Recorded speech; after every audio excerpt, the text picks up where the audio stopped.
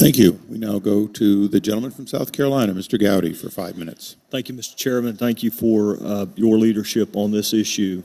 And to the family of Agent Terry, let me say on behalf of the people from the upstate of South Carolina, we offer our condolences and we thank you for the service and ultimately the sacrifice of your son, your brother, your friend. To ATF, I worked with ATF for 16 years, and I find this hearing to be bitterly disappointing.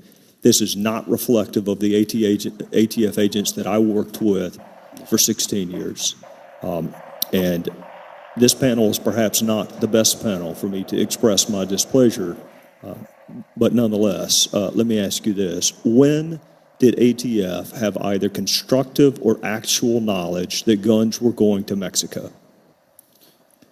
Sir, it's my understanding that in 2009, when Operation Fast and Furious it was initiated, they were not interdicting firearms, and they had knowledge that those guns were being trafficked to Mexico. And when you say interdicting firearms, you mean something as simple as a traffic stop several miles away from where the purchase was made, pretextual if it need be, but a traffic stop so you don't blow your informant. That easily could have been done, right? Absolutely. In fact, let me point out something, sir. A lot of we say an informant. A lot of the information that came into ATF came in from gun dealers who didn't like the fact that they're portrayed as this nefarious gray market. The gun dealers were our friends.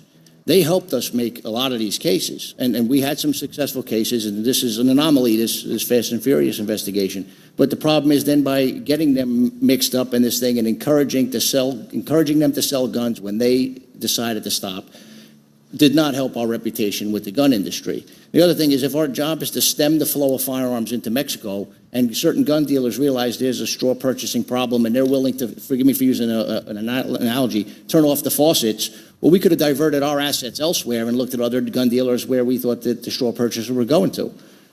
Instead, we just encourage them to continue selling guns. It made no sense.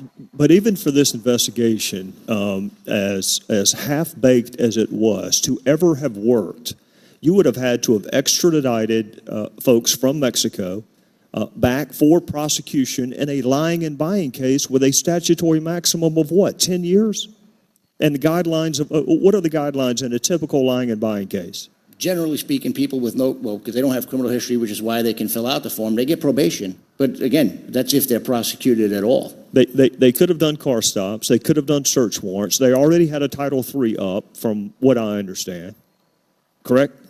Yes. All right. So even if it had worked, I don't understand how it ever would have worked. Well, sir, let's say, for example, that we wouldn't get as far as to be able to extradite the heads of the cartel.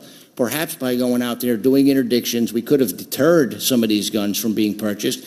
Secondly, had we been able to go out there and stop a straw buyer and then perhaps go do a controlled delivery, we would have made it up to the next level in the organization. You could have flipped them, though. You would not. You don't have to let the guns walk. Flip them. Absolutely. How does your U.S. attorney not do proffers? That shocks me, sir. They do them very sparingly. 70 home invasion defendants we arrested, as I pointed out earlier. We proffered one. We could have solved unsolved robberies. We could have solved unsolved homicides. We could have solved an untold number of crimes had we had access to those defendants. Now, this was an OSADEF case, right? Yes, sir. Yes, sir. Fast and Furious was an OSADEF case. Yes, sir. Yes, sir. What other federal agencies were involved, and what complaints did they lodge? Well, sir, I can tell you from almost the genesis of the case, we had an agent with Immigration and Customs Enforcement embedded in Group 7. Acting on a co-case agent status. So ICE was well aware of it. Was the Bureau involved? I'm sorry? The Bureau? Well, FBI? You got to understand, ATF Group 7 is the Phoenix Strike Force group.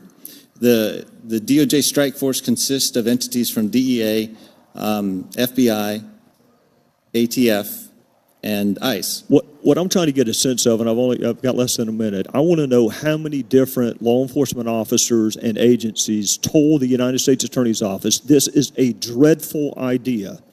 How many different people and agencies said this is unprecedented, it is a dreadful law enforcement idea, and it needs to stop? How many people told Ms. McAllister and Ms. English this is a horrible idea?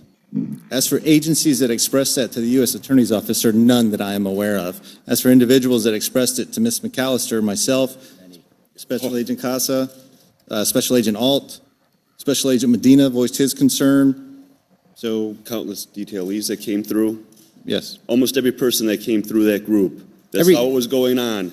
Every agent from outside of the Phoenix Field Division, sir, as well as many in it, but specifically those that came in from the outside were appalled as soon as they learned. Shocked and appalled. I'm out of time, but I would like to ask one more question. When the supervisors realized that guns were making it into Mexico, acknowledging the fact that we do not have much success extraditing people from Mexico for lying and buying cases, where the Mexican authorities warned, hey, something bad has happened and firearms are in your country because we turned an eye to it. Sir, I can say, having had conversations with our staff in Mexico City, this is ATF personnel assigned to Mexico City, that they were not fully briefed on this. They're very upset about it.